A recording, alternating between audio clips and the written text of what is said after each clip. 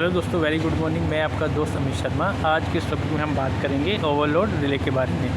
Starter के अंदर जो ओवरलोड रिले लगाया जाता है वो किस लिए लगाया जाता है और वो उसको किस तरह से कनेक्ट किया जाता है। जैसे कि हम यहाँ देख रहे हैं, ये हमारा एक स्टार्टर है, डीओ टाइप स्टार्टर। इसके अंदर में सबसे पहले कंपोनेंट की बात करें तो MPCB रिले लगी हुई है, जिसको मोटर प्रोटेक्शन सर्किट ब्रेकर भी कहा जाता है और आइसोलेशन के लिए भी इसका यूज़ किया जाता है। इसके बाद यहाँ पे बात करें तो ये मेरा ओवरलोड रिले है और इसके बैक एंड में बात करें तो यहाँ पे कंडक्टर लगा हुआ है जो कि पावर का कंडक्टर है, ये वाला, ठीक है। यहाँ पे MCB है जिससे कंट्रोल सप्लाई स्टार्टर के अंदर प्रोवाइड की जा रही है। तो यहाँ पे दो रिले लगी हुई हैं। तो अभी हम बात करेंगे कि ओवरलोड रिले पे कैसे कनेक्शन किए जाते हैं। सबसे पहले जो इनपुट पावर है वो MPCB के इनपुट टर्मिनल तक आएगी। अभी हम प्रैक्टिकली समझेंगे कि स्टार्टर के अंदर में कैसे इनकमिंग सप्लाई इनपुट टर्मिनल पे आती है और कैसे स्टार्टर के आउटगोइंग टर्मिनल से जो पावर सप्लाई है वो फ्लो करती है। तो सबसे पहले जो इनपुट वोल्टेज है वो MPCB के इनपुट टर्मिनल तक आएगी। जैसे ही हम MPCB को ऑन करेंगे तो ये हमारी इनपुट वोल्टेज,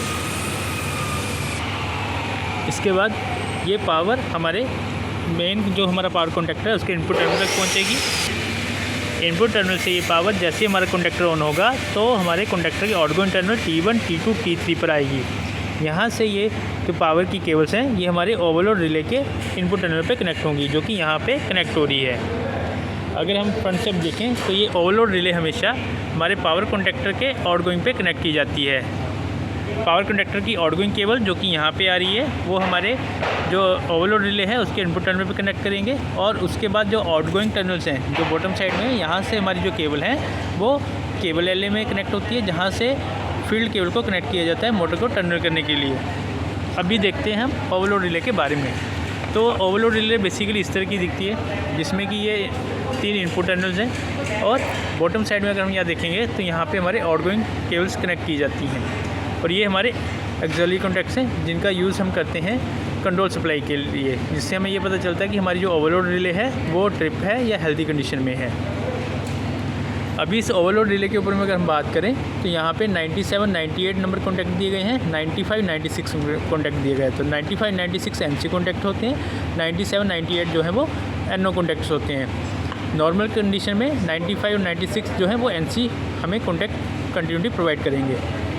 यहाँ पे एक एडजस्टेबल पोर्ट लगा हुआ है, जैसे कि हम यहाँ पे देख पा रहे हैं। यहाँ पे 1.7 से 2.4 एम्पेयर की करंट सेटिंग हम इस एडजस्टेबल पोर्ट से कर सकते हैं। मतलब इस ओवरलोड रिले का यूज़ हम 1.7 एम्पेयर की मोटर से 2.4 एम्पेयर की मोटर तक का यूज़ कर सकते हैं।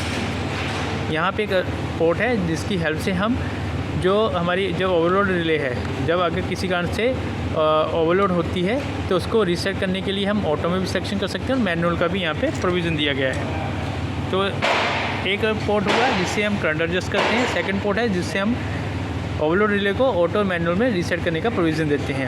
अगर हम ओवरलोड रिले को मैनुअल रीसेट करना चाहें तो हम यहाँ से रीसेट कर सकते हैं। ये पुश बटन मैनुअल रीसेट के लिए यूज़ किया जाता है। बेसिकली ओवरलोड रिले का यूज़ मोटर के प्रोटेक्शन के लिए किया जाता है।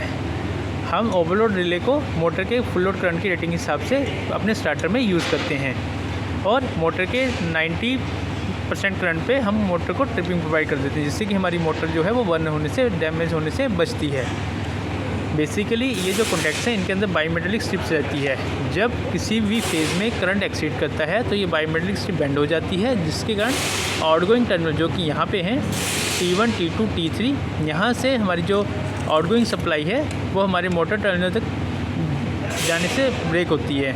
और ये जो कंट्रोल टर्मिनल जो हम सप्लाई देते हैं, इस सप्लाई का यूज़ हम पावर कॉन्टैक्टर को ऑन ऑफ करने के लिए करते हैं। अगर किसी कारण से हमारा ओवरलोड रिले ट्रिप करता है तो इसी कॉन्टैक्ट से हम पावर कॉन्टैक्टर का कंट्रोल सप्लाई को ब्रेक करते हैं, जिससे कि हमारी मोटर बर्न होने से, डैमेज होने से बचती है।